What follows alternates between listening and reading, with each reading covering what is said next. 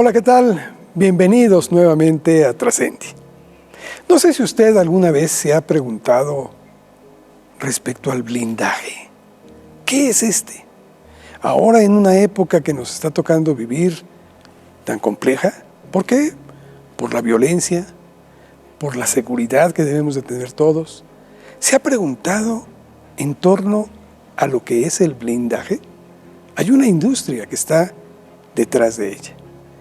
Y para hablar precisamente de este punto, que creo que va a ser muy interesante, qué mejor que hacerlo con uno de los pioneros, o el pionero, de los que inician esta industria en nuestro país, aquí en México.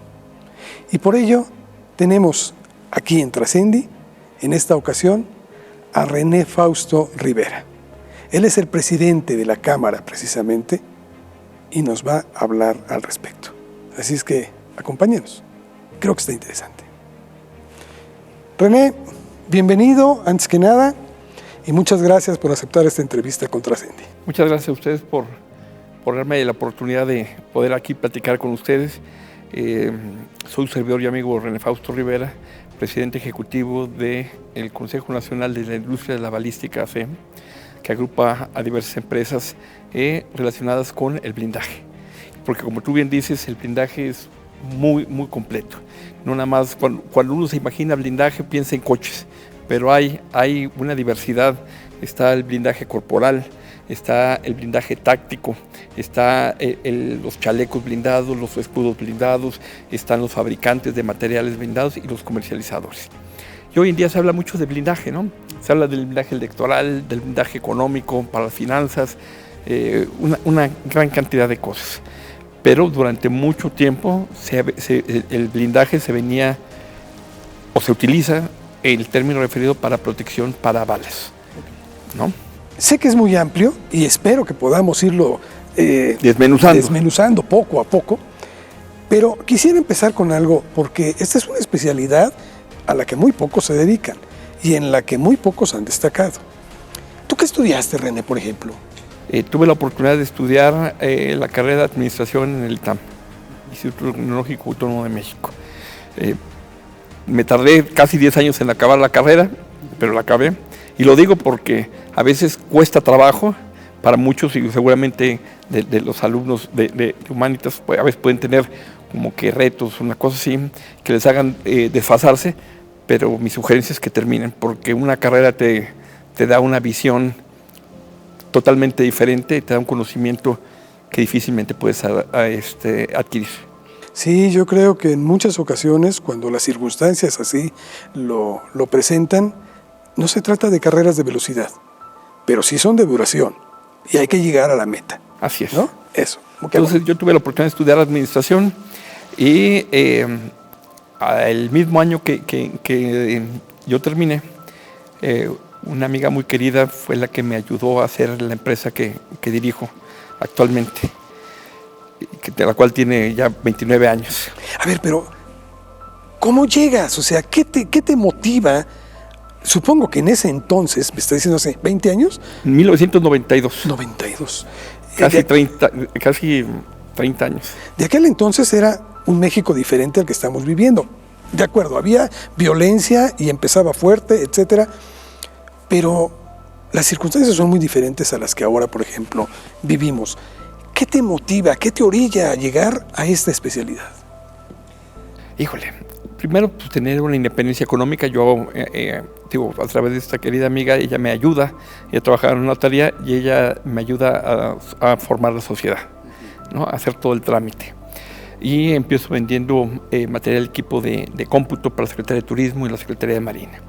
Sin embargo, en septiembre de 1992, justo a una semana de titularme, fui a una exposición de seguridad en Estados Unidos, una exposición de ASIS, American Society of Industrial Security, y ahí encuentro a unos proveedores que ya había conocido un año antes, que llevaban en aquella época un cristal de origen israelí, el cual era muy novedoso porque tenía la capacidad o la característica de que este cristal te permitía disparar de adentro hacia afuera a través del cristal para repeler la agresión.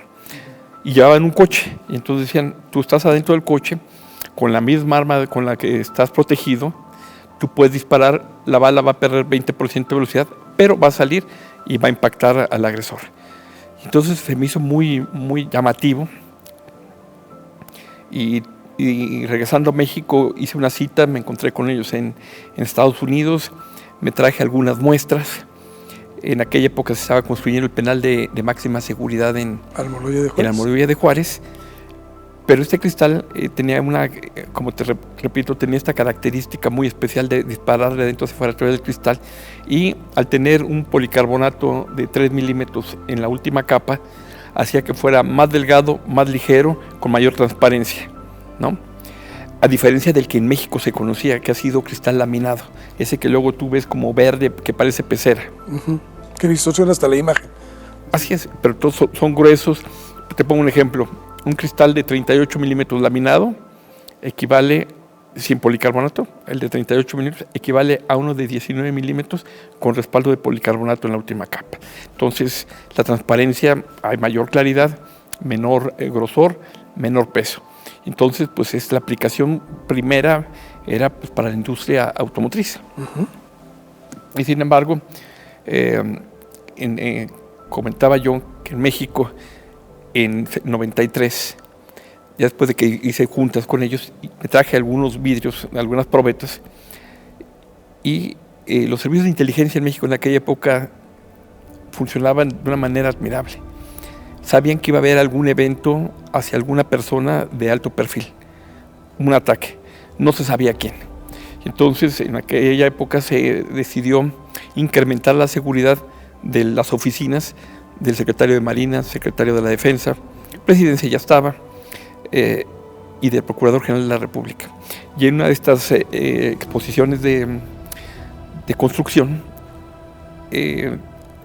mi mamá me hizo favor de atender al subdirector de obras de la PGR, y les gustó, le llamó la atención, me pidieron que hiciera una demostración, y al poco tiempo me pidieron probetas que afortunadamente tenía en el momento oportuno.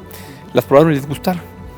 Y de ahí fue mi primer trabajo, incrementando la seguridad de las oficinas del titular de la Procuraduría General de la República, Jorge Carpizo MacGregor. Entonces, en aquella época, pues, ¿cuál fue el hecho? La muerte del cardenal Posadas Ocampo, ¿no?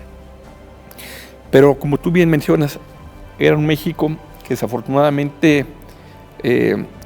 nuestros hijos o las gentes jóvenes no conocieron, y se va a tardar un buen rato en que lo vuelvan a conocer. Lamentablemente. Lamentablemente, ¿no? Entonces, ¿qué es lo que pasa? Pues siempre yo le he comentado que hay una carrera entre la delincuencia y quienes nos dedicamos a la seguridad, quienes somos profesionales de la seguridad. Eso te iba a decir porque indudablemente ustedes tienen que tener una actualización de forma permanente, porque así como crecen en la protección, también están los del otro lado que buscan cómo encontrar una fisura para poder vulnerar esa protección. Claro, la primera regla de la seguridad es que no es 100% perfecta. Y hablando de blindaje, por ejemplo, pues a lo mejor en las películas que hemos visto de los romanos, de los griegos, vemos que andaban con sus protectores de metal, y el riesgo que en aquella época, ¿cuál eran? Las flechas, ¿no? A lo mejor luego los cascos metálicos contra las pedradas también, ¿no? Esos eran los riesgos que se manejaban en aquellas épocas, pero conforme va pasando el tiempo y como obviamente pues, hay más desarrollo tecnológico, pues ya pasaron de las pedradas a las flechas, y de las flechas a las balas, ¿no? Entonces, pues siempre hay un constante desarrollo y evolución pues, de la tecnología, y en este caso la tecnología que se aplica a la protección. Y el blindaje, que sería la combinación de materiales transparentes y opacos para prevenir que un impacto de bala pudiera dañar o penetrar y hacer daño a una persona o algún edificio o en alguna otra circunstancia, ¿no? Evitar el daño, es lo que se busca.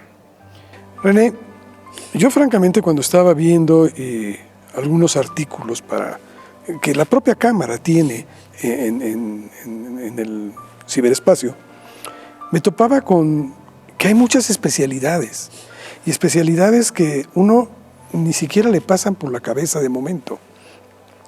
Hay blindaje no solo para automóviles, que con eso se empezó en México, creo, sino también hay para casas. Hay películas muy famosas, por ejemplo, una que habla de un cuarto de pánico, ¿no? Que me gustaría más adelante que pudiéramos hablar al respecto, si es que ustedes también lo hacen en México. Hay blindaje también para monumentos históricos. Es correcto. Hemos visto, lamentablemente, como pues muchos de los monumentos de los que estamos orgullosos, muchos mexicanos, han sido dañados severamente por grupos vandálicos. Y creo que también tienen al respecto. Está la ropa. Aquella ropa que lamentablemente en muchos casos pues no se sigue al pie de la letra la protección, porque también creo que hay una industria paralela a la de ustedes, en la cual mucha gente dice, yo sé hacerlo y te sale a la cuarta parte de lo que pagarías en una empresa. ¿Qué tanto está esta situación afectando a cámara, pero a final de cuentas a quien viene a afectar es al usuario? Definitivamente. Hijo, tocas un tema súper interesante. Primero, como reitero, no existe seguridad 100% perfecta y esa es digamos, la primera regla de la seguridad. Y por eso siempre hay que buscar innovar, crear, pensar cómo puedes mejorar. Y mencionabas, efectivamente, y ahorita si me permitirías, te daría una historia de cómo llegamos hasta hoy y qué es lo que empieza. Pero para hablarte de grosso modo, sí, claro, existe, como tú bien mencionas, el blindaje que fue el primero, el blindaje automotriz. Está el corporal. Cuando los primeros policías, los que hacían traslado de valores a finales de la década de los 80, tuvieron que empezar a usar este tipo de ropa. Está el blindaje arquitectónico. Y está el blindaje, por ejemplo, táctico, que nadie se puede imaginar, ¿no? Que los vehículos que usan, por ejemplo, municipios para contrarrestar a la delincuencia o atacar, repeler los ataques de la delincuencia. En México, pongamos en contexto, 1965, 23 de septiembre, hubo una sonada militar, un levantamiento contra el ejército en Madera, Chihuahua. 23 de septiembre de 1965. Esta fecha, 23 de septiembre, hace que años más adelante se forme una liga, la Liga Comunista 23 de septiembre. Y empecemos en México. 1971 se da el primer secuestro a una personalidad de alto impacto, el entonces director de Aeropuertos y Servicios Auxiliares, Julio Hirschfeld Almada, en las lomas de Chapultepec. Se pagó el rescate y fue liberado. 1972 hay el secuestro de un avión de Mexicana de Aviación que hacía el vuelo de Monterrey a México, piden 4 millones de pesos y los secuestradores se van a Cuba.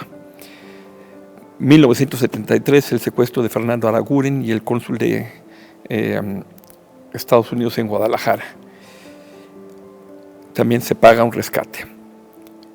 1973 este grupo delictivo, que en su haber hubo más de 60 hechos que están documentados, la Liga 23 de septiembre, lleva a cabo el intento de secuestro y muerte de Eugenio Garza Sada, de don Eugenio Garza Sada, lo cual vino a transformar todo.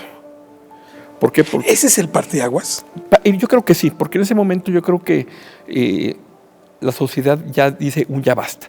Los secuestros que yo te mencioné anteriormente y los que van a seguir en el sexenio de Luis Echeverría, he documentado al menos 10 secuestros, esos secuestros eran de alto impacto y de mucho dinero.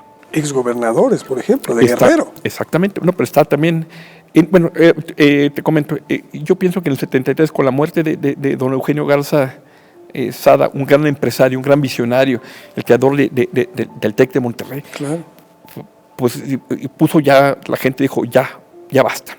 En el 74 está también el secuestro de la que era la dueña de Hoteles Las Brisas en Guerrero, en Acapulco. El secuestro de Rubén Figueroa. Claro. Que nadie se iba a imaginar que iban a secuestrar a un candidato del partido gobernante, ¿no? Nadie pensó que pudiese llegar eso. Está el secuestro también del suegro del mismo presidente. Claro, Osuna. Ajá. Entonces, digo, hay como 10 casos documentados. Y el gobierno responde poniendo en acción a gente, me parece, gente dedicada, comprometida con México, aquellas personas que trabajaron en la Dirección Federal de Seguridad, don Miguel Nazararo, Fernando Gutiérrez Barrios, Salomón Tanús, Javier García Paniagua, el papá de don Omar García Harfuch, gente que se dedicó a combatir a estos criminales. Y también así que yo creo que hubo buenos resultados. Solo en el 76, por ejemplo, hay un hecho que todavía está en el sexenio de Luis Echeverría, siendo José López Portillo candidato, presidente electo. Hay un intento de secuestro de su hermana Margarita, pero los escoltas estaban bien preparados, tenían armamento y salvan la vida de la hermana del presidente y abatan a los criminales. En el sexenio de José López Portillo hay documentados 2 secuestros, de la bibliografía que he consultado, porque es verdaderamente interesante esto.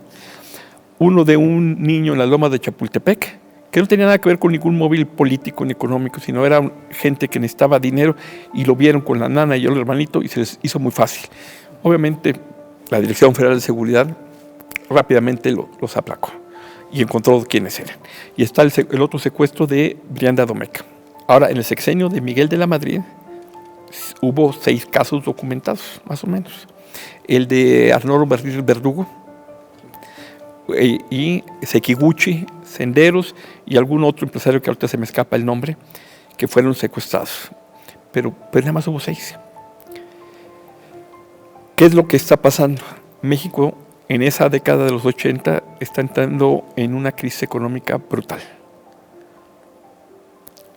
que sin embargo va a ser un juego de niños a lo que nosotros pensamos que puede venir en el futuro, hoy en día. Sí, porque, perdón que te interrumpa, pero en aquel entonces eran los secuestros a personajes de muy alta envergadura, sea por un beneficio político o un beneficio económico, o por llamar la atención y enarbolar una bandera. Hoy, lamentablemente, esto está a la vuelta de la esquina y aquel que trae 100 pesos lo pueden sacar también, estos secuestros express, ¿sí? Ya sea, perdón lo que voy a decir, es una barbaridad, pero hasta en ese sentido se ha democratizado, porque ahora cualquiera, en cualquier momento lo pueden secuestrar. Y déjame llegar, ¿cómo llegamos ahí? El sexenio del presidente Salinas hubo 10 secuestros de alto impacto.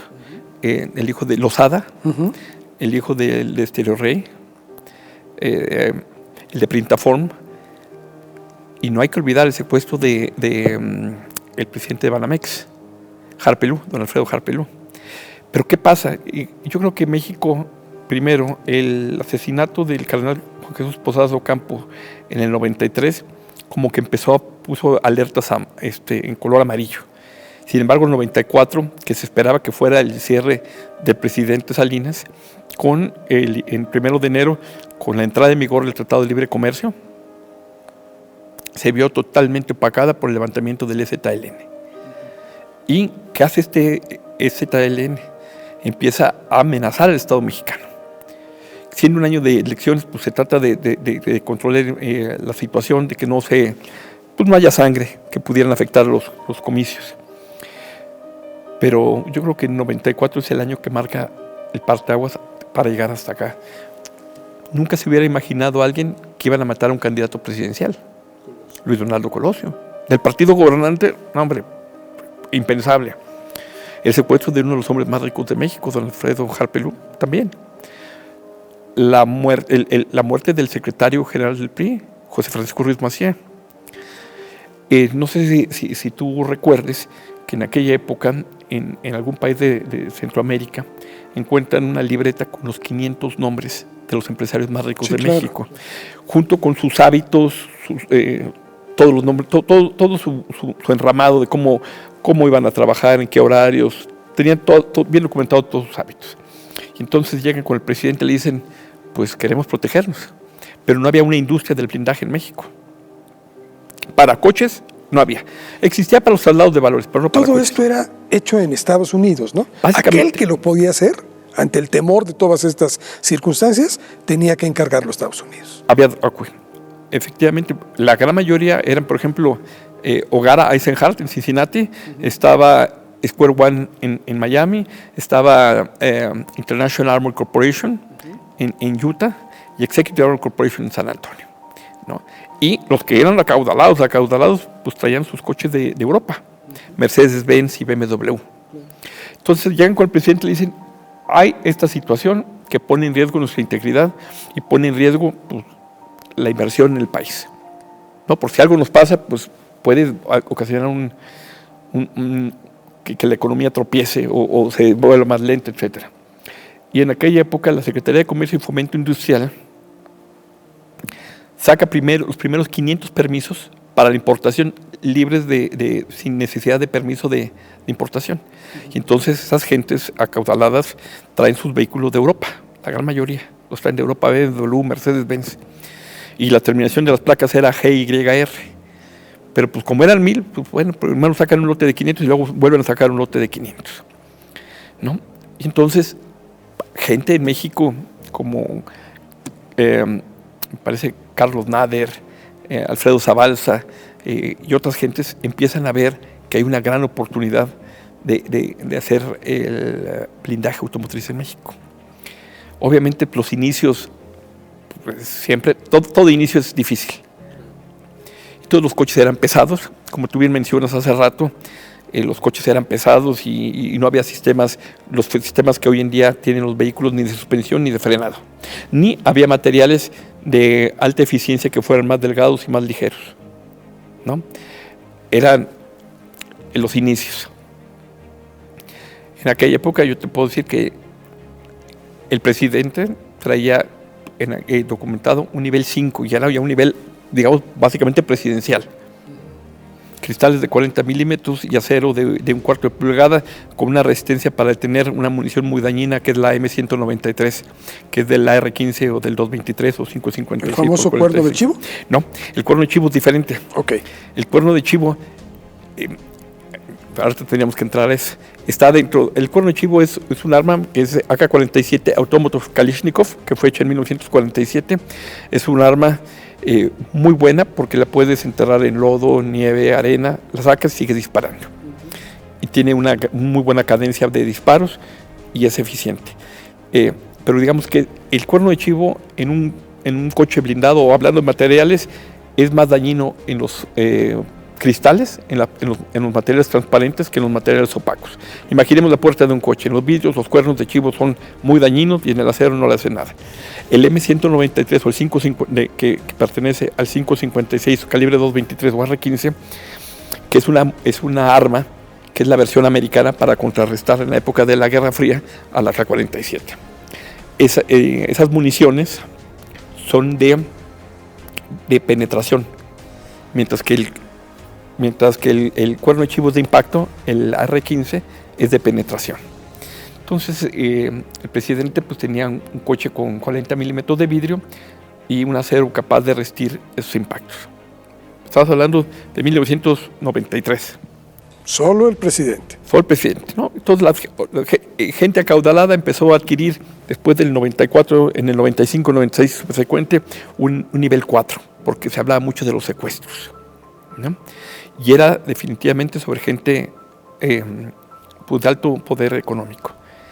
Pero sin embargo, no sé si recuerdes, y a lo mejor quienes nos hacen el favor de escucharnos estaban muy jóvenes, pero en aquella época también empiezan a aparecer lo que tú mencionaste. Ya no nada más eran secuestros hacia la clase pudiente o de alto poder adquisitivo.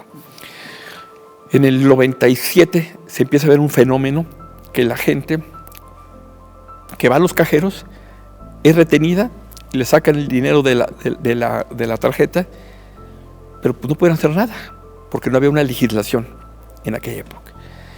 Pero ¿cómo responden los bancos? Voy a ponerte un tope, una disposición de efectivo diario. Y la delincuencia, pues, pon tu tope.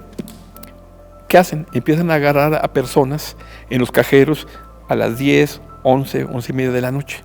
Los retienen por un espacio de media hora, 1 hora, 2 horas, y empiezan a hacer 2 retiros en un lapso muy corto de tiempo. ¿Estás de acuerdo? El famoso secuestro express. No estaba clasificado en aquella época, ¿sí? No estaba clasificado. ¿Por qué? Porque no se podía decir que era un secuestro, porque no estaba tipificado cuánto tiempo era. Okay. ¿A partir de cuánto? ¿De 1 hora, 2 horas, 1 día? Había esa laguna. Entonces empiezan a ver que se los pueden llevar muy fácil. Y también tuvo de recordarte de historias que se los llevaban a estas tiendas en Perisur, San Jerónimo, Universidad de Satélite, tiendas que estaban abiertas 24 horas, ¿no? La de los búhos. Claro. Empiezan a hacer compras y los bancos dicen, pues tú firmaste, no puedo hacer yo nada. Y es ahí donde se empieza a perder, en el 97, el orden sobre los secuestros. Empiezan a ver el Arismendi, empiezan a aparecer muchísimas bandas de secuestro. Y empiezan, ya no hay, todavía está el caso de Nieto en Querétaro, Gacero, que lo matan y luego lo maquillan para parecer que está vivo y la familia paga el rescate, al esposo de María Eugenia Morera. O sea, mucha gente sigue habiendo de alto impacto, pero también ya empiezan a permear sin importar clase media.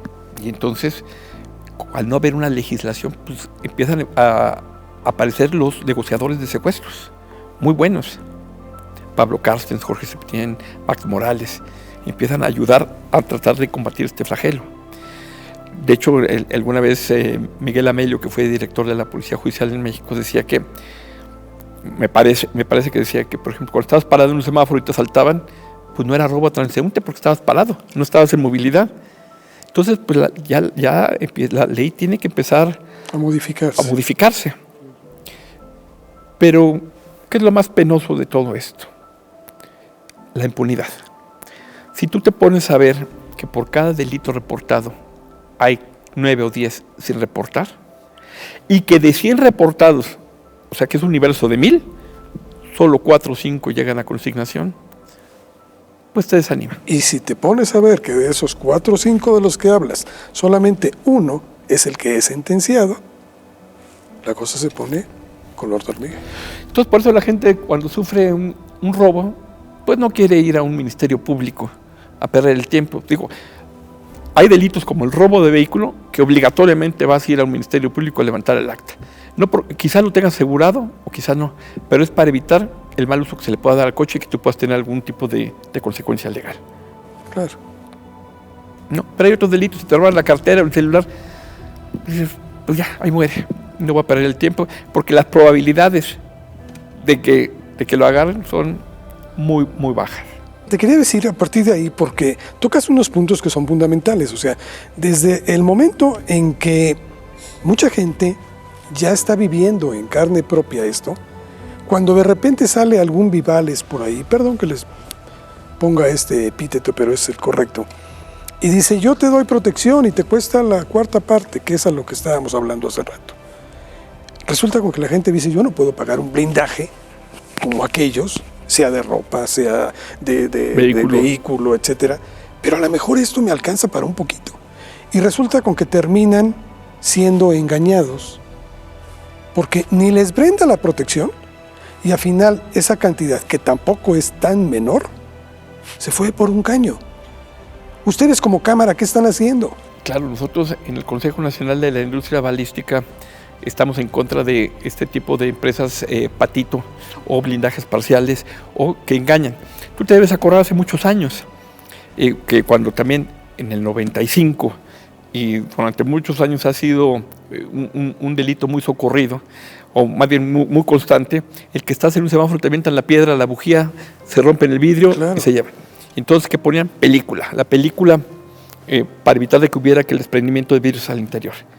Pero empezaron a manejar y seguramente muchos de ustedes lo habrán visto en varios locales, depende de en qué parte de la ciudad se muevan, película blindada.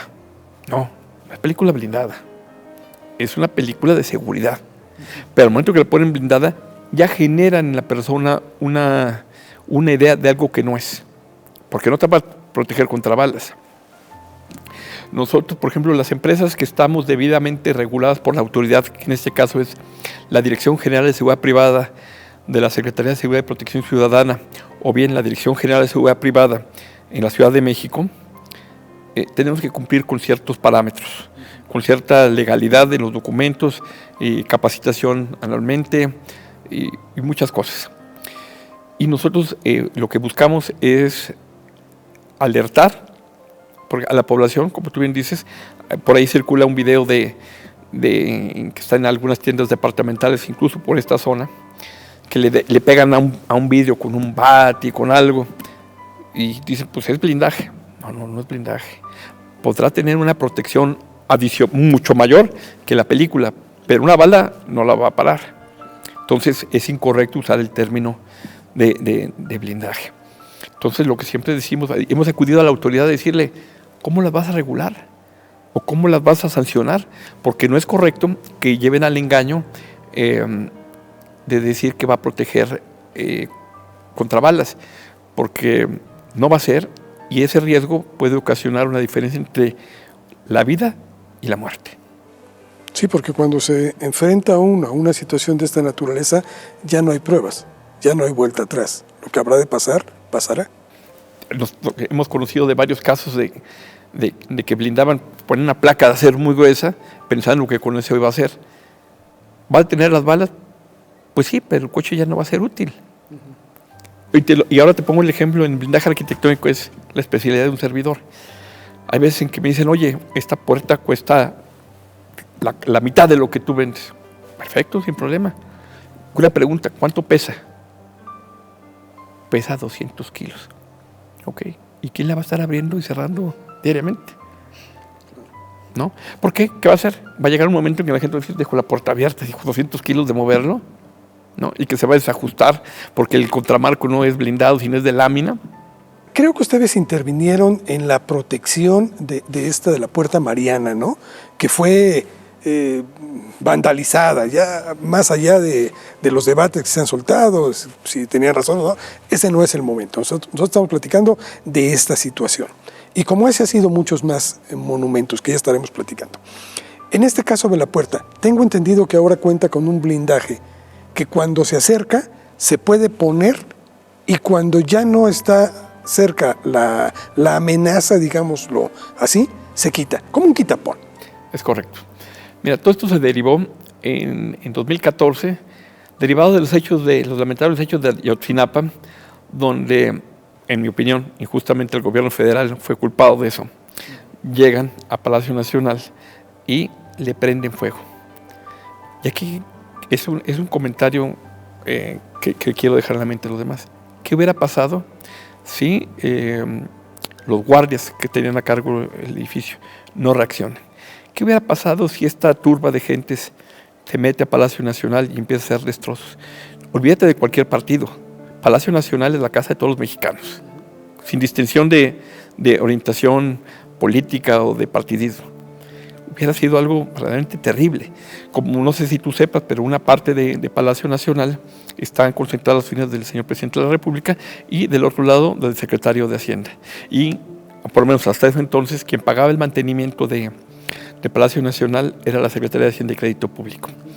En aquella época se nos invitó a participar y la verdad fue un trabajo muy bonito porque se nos encomendó blindar las 3 puertas que dan a la plancha de la Constitución, que son a saber, del lado, si tú estás parado de frente, la puerta derecha, que es la puerta de honor, la del señor presidente de la República, la puerta central, que es debajo del balcón donde está el grito de independencia, y la puerta mariana.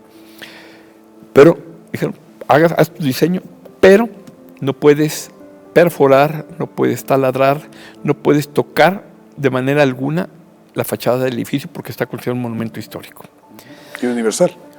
Y entonces, pues bueno, entrando ahí, encontramos cómo afortunadamente había una oportunidad. Digo, por eso siempre hay que innovar, hay que pensar, ¿no? Siempre una educación formal te hace pensar. Y la verdad es que el mexicano también tiene mucho ingenio. Y vimos cómo podíamos hacerlo. Entonces es una estructura que mide 3.20 por 5.30. Entonces es una sola pieza imposible de moverla.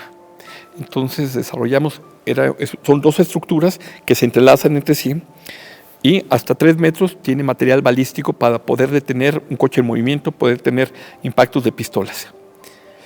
Y de los 3 metros a los 5.30, por medio de algún mecanismo, sube un policarbonato antivandálico. Ese no es antibalas, pero es antivandálico porque ese es el riesgo.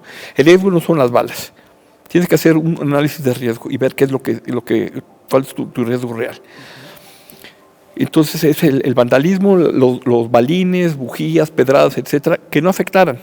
Porque si tú pones un vidrio blindado y le avientan una piedra, no va a pasar, porque está diseñado para tener balas, pero lo vas a estrellar y estéticamente ya no te va a servir, porque vas a tener que cambiarlo, entonces es otra inversión. Entonces, de los 3 metros a los 5, 30, mediante un mecanismo subía el policarbonato. Esta estructura se guarda dentro del Palacio Nacional, y se mueven 2 piezas. Está diseñado para que en un lapso de 8 o 10 minutos, entre 10 gentes salgan, la armen y se proteja las puertas de... 10 minutos. 10 minutos. Que sean 10 minutos que, por ejemplo, donde su primera aparición en sociedad de estas protecciones de las puertas del Palacio Nacional fue el 2 de octubre del 2015. El 2 de octubre que no se olvida y que van y hacen sus marchas, pintas, destrozos, etcétera. Ahí fue la primera vez que se usó y se usó con gran éxito. Lo pude decir de manera orgullosa porque pues, ya no como empresario, como mexicano me siento orgulloso de que no hubieran dañado ese monumento histórico. ¿Esto se ha hecho con otros monumentos en la Ciudad de México? Otrora llamado la Ciudad de los Palacios. No por el momento. O sea, ha habido intención, por ejemplo, en la Secretaría de Educación Pública, que también está en el centro, que también tiene una puerta de madera de muchos años. Hubo cambio de gobierno y se quedó nada más en un estudio. Pero puede ser susceptible que se retome. Pero ¿qué pasa? En el blindaje, por ejemplo, cuando tú dices, oye, ¿y qué blindas? Joyerías, tiendas de conveniencia, que son las que requieren ese tipo de materiales derivados del análisis de riesgo. ¿Qué es lo que tú tienes que hacer? O hay otras instituciones. El otro día platicábamos, creo que de aquí se derivó esta charla que estoy teniendo con ustedes, la protección a las infraestructuras críticas, a instalaciones estratégicas. No sé si tú recuerdas, en 2004 quemaron a 3 policías federales en Tláhuac, acusándolos de ser supuestos secuestradores de niños. En aquella época pues, la ayuda hubiera llegado en 2 horas y no hubiera sido de ayuda, porque de hecho un policía federal sobrevivió con quemaduras de por vida. Y entonces, ¿qué se hizo? Se pensó, porque hasta eso sí hay áreas del gobierno que funcionan adecuadamente. Vieron que había un terreno en Iztapalapa, Contel Iztapalapa, y ahí se hizo el primer centro de mando de la entonces Policía Federal. Y tenían una idea muy, muy buena, me parece, de hacer varios de estos centros, replicarlos en varias partes de la República. Sí se hicieron varios, pero no los suficientes. Que era para poder dar una ayuda oportuna a la población en caso de alguna situación de riesgo o de violencia, como la que se ha vivido pues, desde el 2005 a la fecha. Y ahí trabajaron ustedes en blindar estas instalaciones. En Contel Iztapalapa nos tocó en suerte hacer los separos, que contribuimos al diseño junto con el personal de la Dirección de Ingeniería de la Secretaría de Seguridad Pública Federal, el ingeniero Parrillarta. Contribuimos a desarrollar esto y hacer las esclusas blindadas, los portones blindados, para que no hubiera manera, como algo que ya se había visto, que agarraban a un delincuente, iban y lo rescataban. Aquí no había manera, porque aparte el Contel Iztapalapa tiene capacidad de albergar 10-15 mil policías federales, que desafortunadamente ahorita me parece que no está siendo utilizada como debe ser utilizada, con las capacidades para las cuales fue diseñada. Vamos a tratar de aterrizar un poquito esto hacia el ciudadano, no tanto de estos altos niveles, sino el ciudadano más bien de a pie, el que con trabajos tiene para ir saliendo adelante. Se viene una situación muy difícil en el país. Esta situación que vivimos de la pandemia ha dejado a muchos sin empleo. Ha propiciado que algunas gentes están en su casa y no tienen ingresos. ¿Pudiera ser que se agudice la crisis económica en nuestro país? Ante una situación de esta naturaleza, el consejo de ustedes como Cámara hacia un ciudadano que tiene algunos recursos, porque esto no es gratuito tampoco, ¿qué puede hacer para protegerse? Y en todo caso, si ustedes como Cámara también pueden apoyar a este sector, bajando a lo mejor las ganancias un poco, en beneficio de la sociedad, que sé que es difícil, al final de cuentas es un negocio y un negocio legítimo, pero la situación que podemos enfrentar es complicada. Por eso mi pregunta. Pues la primera respuesta es, sin lugar a dudas, se vienen tiempos muy difíciles. Y yo siempre comento que la crisis del famoso error de diciembre, ¿qué trajo en el 95-96? ¿Cuántas familias dejaron de mandar a sus hijos a la escuela? ¿Cuántos hombres y mujeres ya no pudieron terminar la universidad? ¿Cuántos señores con preparación, pero que por la edad ya no pudieron encontrar un trabajo digno y trabajaban de lo que fuera, hasta lavando baños? Gente muy meritoria, muy reconocida. Pero haber gente que no. Nosotros hemos hecho muchos estudios y análisis y hemos visto que a partir de los 80s, la delincuencia, cada crisis económica trae aparejada una crisis de inseguridad, ¿no? Pero la delincuencia cada vez se está volviendo más agresiva. Cada vez te haces decir, tú has trabajado toda tu vida por un patrimonio, o has trabajado 5 años para tener tu coche, yo con una pistola, en 2 minutos te lo quito, ¿cómo ves? Pero aparte, ya que te roban, a veces te dan el cachazo, te dan el cuchillazo, te dan el balazo. Ya tienen lo que quieren, pero todavía quieren descargar su rencor, su frustración. No sabría cuál sea la palabra.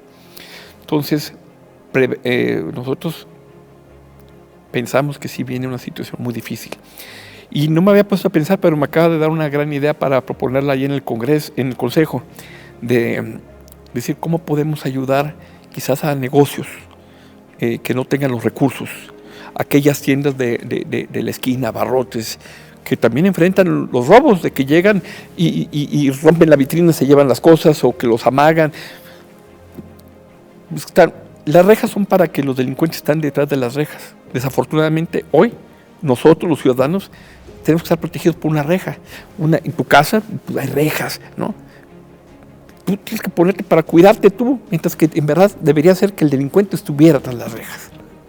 Entonces, me parece una idea, me gustaría que le diéramos seguimiento de cómo podemos ayudar quizá a pequeñas empresas o pequeños hospitales, algunos lugares, para que pudieran incrementar su seguridad.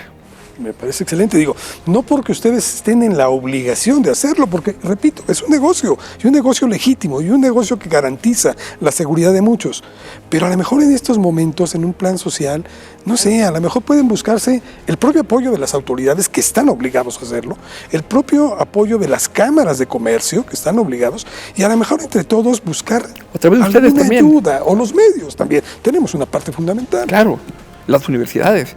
Por ejemplo, se me ocurre, voy a proponer que pongamos a lo mejor como tips de seguridad en la página del Consejo, y que son tips a veces muy sencillos, como cual te comento. Una chapa hacia el piso en una puerta le dificulta la labor al asaltante. Porque si tú la pones que la cerradura entre sobre el marco de la puerta, te botan el marco. Te botan el marco. Sí. ¿No? Entonces ya no te sirvió. Pero si la pones al piso, se les dificulta.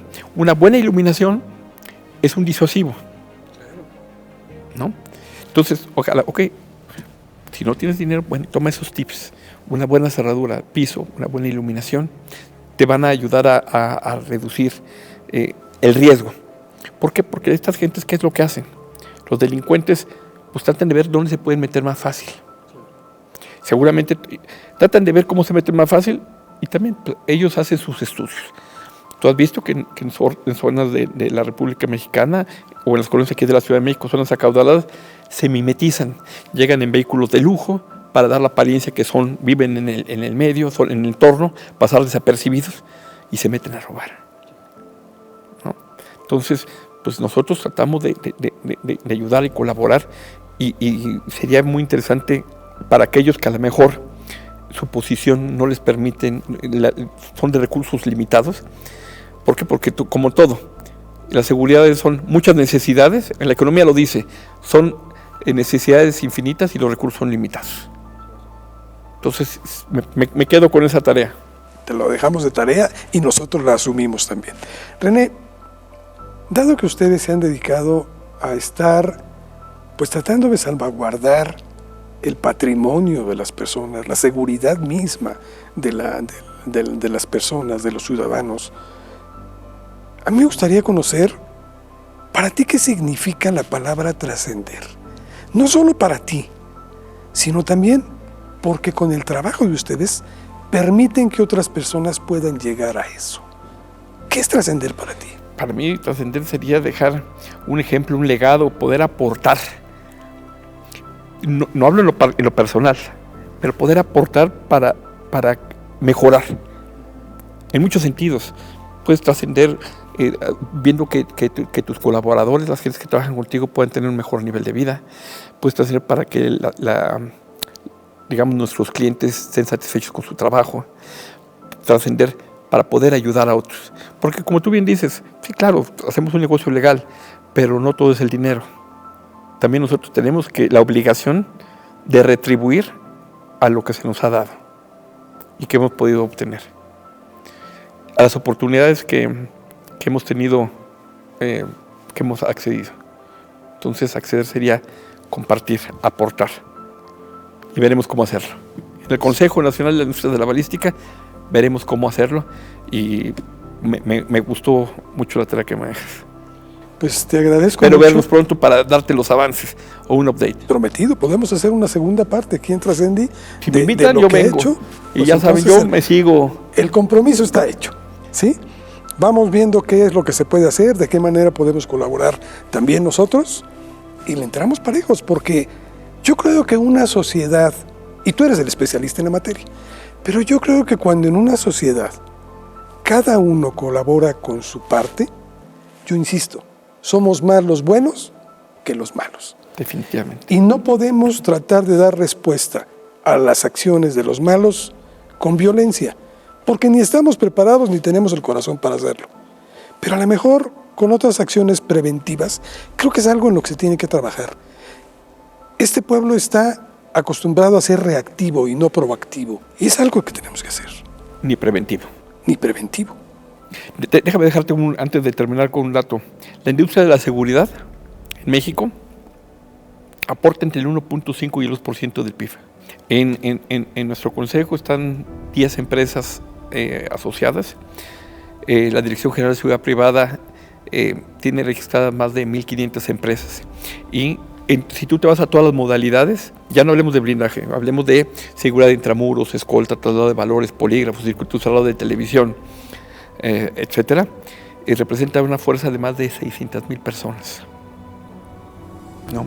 Es una industria que ayuda a que México viva más seguro. ¿Quieres agregar algo más? Agradezco a todos los aquí presentes la oportunidad que me han brindado para estar aquí con ustedes. Ha sido una experiencia increíble. Y repito, si me vuelven a invitar, pues voy a parecer como un náufrago recién encontrado, ¿no? Me puedo seguir. Como Juan Gabriel, ustedes me dicen hasta cuánto es el límite ya. Pues nos cantamos varias. Ya ¿Sale? está. Gracias, René. Que Dios te bendiga. Igualmente, que Dios te guarde. Adiós. Pues esto, espero que haya sido de interés para usted. Creo que hay tareas que hacer. Y usted puede hacer la suya, nosotros la nuestra, y por supuesto la industria y las autoridades también tienen que hacer la suya. Así es que ahí quedó en planteado. Gracias por habernos acompañado en Trascendi y hasta la próxima.